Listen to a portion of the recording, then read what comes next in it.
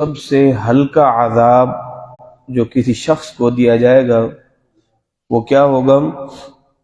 حضور نے فرمایا لرجل یودع فی اخمص قدمیہ جمرتان یغلی منہما دماغہ، کہ اس کے پاؤں کے نیچے دو سلگتے ہوئے آگ کے انگارے رکھے جائیں گے، جس سے یغلی منہما دماغہ، جس سے اس کا دماغ کھولے گا۔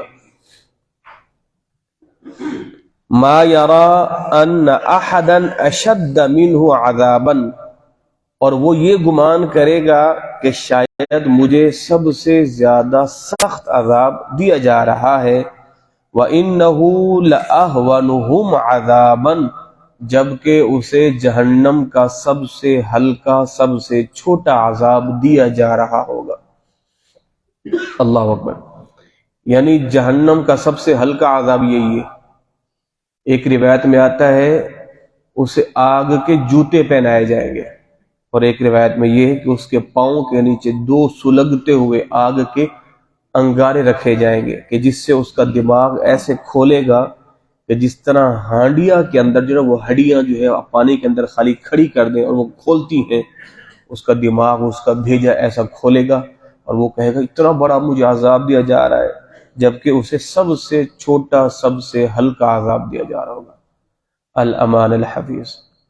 تو جس کا عذاب اتنا ہلکا ہے اس کی شدت کا یہ عالم ہے، تو پھر جہنم کے بڑے بڑے عذابات کا اللہ اکبر، اللہ ہم سبوں کو محفوظ فرمائے۔ ان نبی صلی اللہ تعالی علیہ وسلم، حضور نے ارشاد فرمایا من تأخذہ النار الی کعبیہ، ان میں سے کچھ لوگ وہ ہوں گے کہ جن کو آگ نے ان کے ٹخنوں تک پکڑا ہوگا، وَمِنْهُمْ مَنْ تَأْخُذُهُ إِلَىٰ رُكْبَتَيْهِ، بعض وہ ہوں گے کہ جن کو آگ نے گھٹنوں تک، وَمِنْهُمْ مَنْ تَأْخُذُهُ إِلَىٰ حُجْرَتَيْهِ، اور بعض وہ ہوں گے کہ جن کو آگ نے ناف تک، وَمِنْهُمْ مَنْ تَأْخُذُهُ إِلَىٰ تَرْقُوَتِهِ، اور بعض وہ ہوں گے جن کو آگ نے گردن تک پکڑا ہوا ہو۔ کم سے کم عذاب جس کو آگ نے ٹخنوں تک، پھر گھٹنوں تک، پھر ناف تک، اور پھر گردن تک۔ تو جو جتنا بڑا گناہگار ہوگا اللہ اسے اتنی بڑی سزا دے گا۔ کاش کہ میرے دل میں اور آپ کے دل میں یہ احادیث طیبہ اتر جائیں اور گھر کر جائیں۔ حضور کی بارگاہ میں ایک شخص حاضر ہوا، حبشی تھا۔ ہمارے دل نا صاحبو، اصل میں ہمارے دل نا پتھر ہو گئے، پتھر ہو گئے۔ اب ہم پر نا اللہ کی پناہ قرآن کی آیات بھی اثر نہیں کرتی، فرامین مصطفیٰ بھی اثر نہیں کرتے، ورنہ جو پہلے کے لوگ تھے ان کے دل سرسبز شاداب اور زرخیز کھیتی کی طرح تھے، کہ جس پر ایک پانی کا قطرہ بھی ٹپکتا تو وہاں سے ہریالی ہوتی۔ اب ہمارے دل بنجر ہو چکے ہیں، بنجر زمین ہے، وہاں پر جتنے بھی آنسو کے قطرے ٹپکے ہونے والا کچھ نہیں ہے۔ ایک اعرابی، ایک حبشی حضور کی بارگاہ میں آتا ہے، اور حضور نے قیامت کا نقشہ کھینچا اور وہ رونے لگ گیا، اور وہ کیا کہتا ہے، اللہ کے رسول مجھے یہ بتلائے کہ جب جب میں گناہ کرتا تھا کیا میرا رب مجھے دیکھتا تھا؟ حضور نے فرمایا بالکل، جبکہ وہ زمانہ جاہلیت کے گناہوں کی بات کر رہا ہے، ابھی تو اسلام اس نے حضور کے ہاتھ میں قبول کیا ہے نا، ابھی کی بات نہیں، کیونکہ اسلام تو پھر سابقہ گناہوں کو مٹا دیتا ہے۔ تو حضور جب میں اسلام نہیں لایا تھا تب میں گناہ کرتا تھا، تو کیا میرا رب مجھے دیکھتا تھا؟ کہا بالکل دیکھتا تھا۔ اچھا، اس نے زوردار چیخ ماری اور اپنی جان آفری کے سپرد کر دیا۔ صرف اس بات نے مرنے پر مجبور کر دیا کہ میں گناہ کرتا رہا اور میرا رب مجھے دیکھتا رہا، جبکہ اسلام ابھی ابھی لائے۔ اللہ اکبر، اللہ اکبر۔ تو اس لیے اللہ رب العزت سے نا وہ دل مانگا کریں، وہ آنکھیں مانگا کریں۔ اس نے دعا بتلائی نا، اللہم انی اسألک قلبا خاشعا، اے پروردگار تیری یاد میں تڑپنے والا دل عطا فرما، تیری یاد میں برسنے والی آنکھیں عطا فرما۔ اللہ اکبر۔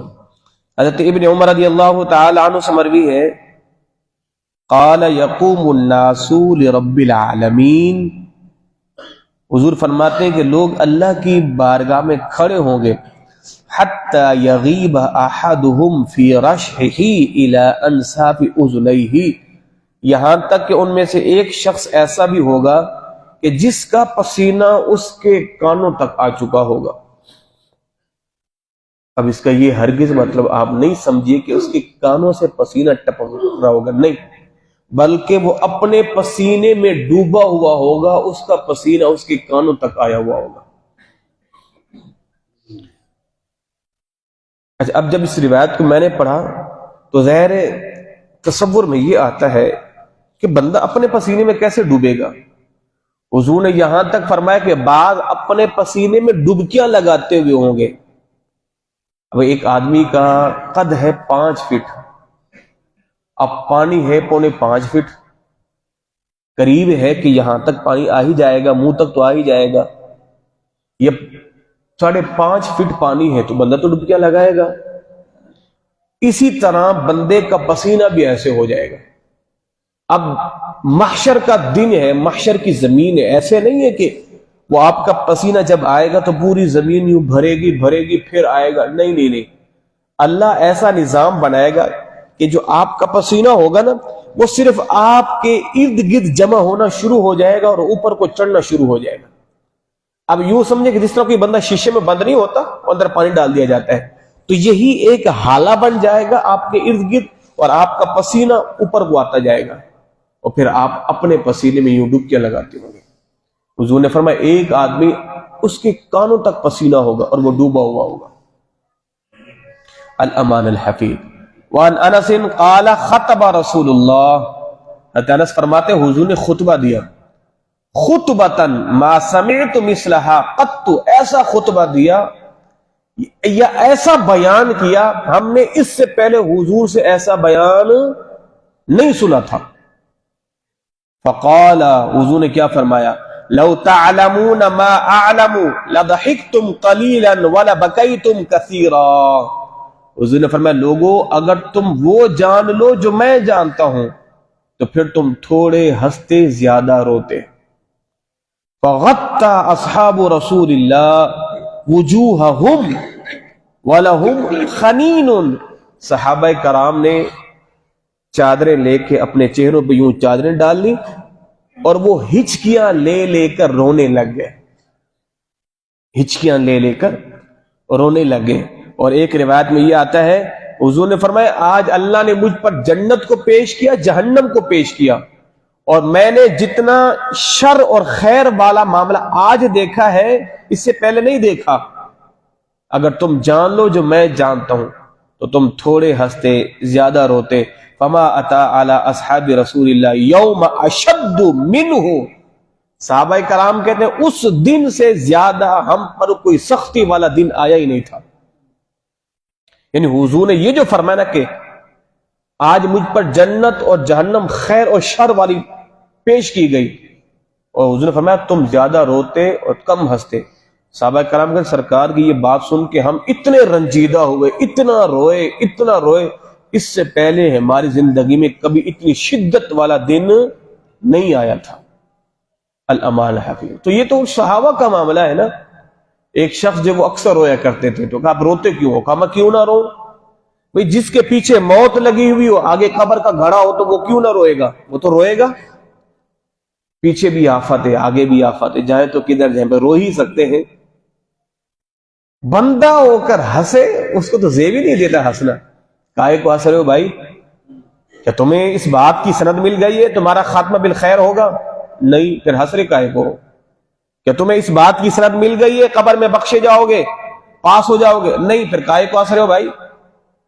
تمہیں اس بات کی اجازت مل گئی ہے کہ تمہیں سیدھے ہاتھ میں نامہ اعمال دیا جائے گا؟ نہیں۔ کیا تم پل سے راہ سے بآسانی گزر جاؤ گے؟ نہیں، پھر ہنس رہے کیوں ہو؟ کون سی تمہیں خوشخبری مل گئی ہے؟ جناب ابو بکر کیا کہتے تھے، کاش میں چڑیا پہ، درخت پہ بیٹھی چڑیا ہوتی۔ جناب عمر کہتے ہیں کاش میں ایک تنکا ہوتا۔ جناب عائشہ فرماتی ہے میں بھولی بصری ہوتی۔ عبداللہ بن مسعود کہتے ہیں میں ایک خشک درخت کا تنا ہوتا جس کو جلا دیا جاتا، جس کو کاٹ دیا جاتا، اپنے سے کوئی حساب ہی نہیں ہوتا۔ جناب عمر کیا کہتے ہیں، کاش عمر کو اس کی ماں نے جنا ہی نہ ہوتا۔ حساب دینا آسان کام ہے۔ تو یہ وہ لوگ ہیں کہ جن کے شب و روز رخ مصطفیٰ کو تکتے تکتے گزرتے تھے، یہ ان کے خوف خدا کا عالم ہے۔ میں اور آپ تو کسی کھاتے میں بھی نہیں آتے، جنہیں جنت کی خوشخبریاں بھی دی جا رہی ہیں۔ ابو بکر فی الجنہ، عمر فی الجنہ، عثمان فی الجنہ، علی فی الجنہ، ان کو خوشخبریاں دی گئی ہیں نا، پھر بھی ان کے خوف خدا کا عالم کا ہے۔ اور ہم کہاں کھڑے ہوئے ہیں؟ ہم نہ تو 3 میں ہیں نہ 13 میں ہیں۔ اللہ اکبر۔ اللہ ہم سبوں کو جو ہے وہ قیامت کی تیاری کرنے کی توفیق عطا فرمائے۔ جناب مقداد کہتے ہیں میں نے اللہ کے رسول سے سنا، حضور فرماتے ہیں قیامت کے دن سورج قریب ہو جائے گا۔ کتنا قریب ہوگا؟ 1 میل۔ اب کہتے ہیں مجھے معلوم ہے سرکار نے 1 میل کا کہا یا جتنی وہ سرمے کی سلائی ہوتی ہے نا جس سے سرما پہنا جاتا ہے، کہا اتنا قریب کہا یا 1 میل قریب کا مجھے نہیں معلوم، مگر سرکار نے فرمایا کہ سورج تمہارے اتنے قریب ہوگا۔ اللہ اکبر۔ اور لوگ سورج کی گرمی سے جھلس رہے ہوں گے، مگر مومن اس وقت بھی رب کے عرش کے سائے میں ہوں گے، مگر گناہگار مومن جہنم کے عذاب کا مزہ چکھیں گے۔ کب تک؟ جب تک رب چاہے گا۔ تو اس خوش فہمی میں نہ رہیں صاحبو، ہم تو بس یوں ہی جو ہے وہ بخشے جائیں گے، آپ بس قبر میں جائیں گے۔ اکثر وہ ہمارے ثناخواں حضرات نا وہ ایسا نقشہ کھینچتے ہیں، ایسا نقشہ کھینچتے ہیں، مریں گے تو نعت پڑھتے پڑھتے، قبر میں جائیں گے نعت پڑھتے پڑھتے، اٹھیں گے نعت پڑھتے پڑھتے، اور سیدھا حضور کے قدموں میں جا پہنچیں گے۔ اللہ ایسا منظر نصیب فرمائے، یہ کوئی بعید نہیں ہے، مگر جو سب سے اہم چیز کیا ہے وہ ہے نماز۔ وہاں پر ہماری کارکردگی صفر ہے۔ سب سے اہم چیز اخلاق۔ حضور نے فرمایا قیامت کے دن میزان پر سب سے بھاری بھرکم چیز اخلاق ہوگے، اس کے اندر ہماری کارکردگی صفر۔ حقوق العباد کا معاملہ سب سے سخت معاملہ ہے، اس کے اندر ہماری کارکردگی صفر۔ تو ہماری کارکردگی جو ہے وہ 100% ہے کہاں ہے وہ؟ تو خدا را خوش فہمیوں میں نہ رہا کریں۔ جناب عثمان غنی جنت کی خوشخبری پانے کے باوجود بھی اتنا روتے تھے، ان کی گھنی داڑھی ان کے آنسو سے تر ہو جاتی تھی۔ ہنستے تو وہ ہنستے بھائی، مسجد نبی کی جگہ خرید کے دیے، جنتی ہوں۔ غزوہ تبوک میں میں نے مدد کی تھی، جنتی ہوں۔ میں نے کنواں خرید کے دیا ہے مسلمانوں کو مدینے میں، جنتی ہوں۔ حضور کا داماد ہوں، جنتی ہوں۔ عاشرہ مبشرہ میں سے ہوں، جنتی ہوں۔ خلفائے راشدین میں سے ہوں، جنتی ہوں۔ بات ختم ہو گئی۔ اس کے باوجود بھی ان کے رونے کی کیفیت کیا ہے کہ قبروں پہ جا کے اتنا روتے، ان کی گھنی داڑھی ان کے آنسو سے تر ہو جاتی۔ ایمان سے بتو، کبھی میں اور آپ بھی اتنا روئے ہیں؟ اور مشکل کبھی 1-2 آنسو آگے تو آگے، مگر رونا چاہیے۔ ہاں، وہ کہتے ہیں نا ایک مبلغ کی اللہ بخشش فرما دی، قبر کے اندر فرمائے کہ وہ بڈھے وہ بد عمل، تیرے پاس ہے کیا؟ چلو ہم تیرے کو یوں ہی بخشتے ہیں، کیوں کہ تیری مجلس میں ایک اللہ کا بندہ بیٹھ کے رویا تھا، تیرا واعظ سن کے ہم تیری یوں ہی بخشی فرما دیتے ہیں۔ تو کبھی رویا بھی کریں، ہو سکتا ہے کہ آپ جیسے نیک لوگوں کے رونے سے ہم جیسے بد اعمال کی بخشش ہو جائے گی۔ اللہ میرا اور آپ کا خاتمہ بالخیر فرمائے۔ اللہم تقبل منا انک